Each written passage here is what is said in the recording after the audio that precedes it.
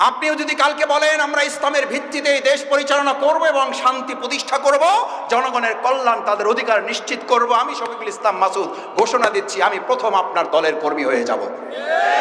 আপনি নেতাই থাকবেন, জামাত ইসলামী পদ পদবী নেতৃত্ব প্রধানমন্ত্রী এমপি আর দেশ চালাবার রাষ্ট্রপতি হওয়ার জন্য রাজনীতি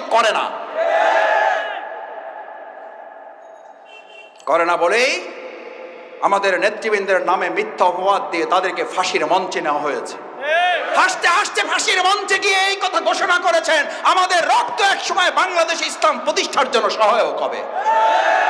তারা পদ পদবী চাইলে মাওলানা দেলোয়ার হোসেন রাহিমাহুল্লাহ তাকে ফাঁসির মঞ্চে নেওয়ার জন্য সব আয়োজন তারা করেছিলেন। আল্লাহ ফয়সালা দিয়েছেন তোদের হাতে তাকে ফাঁসি দেওয়া না। কি অপরাধ ছিল তার? কি বলতেন তিনি? তার কি রায় ছিল, কি ফয়সালা ছিল? তিনি এই খেলাফতের দায়িত্বই পালন করতে চেয়েছিলেন।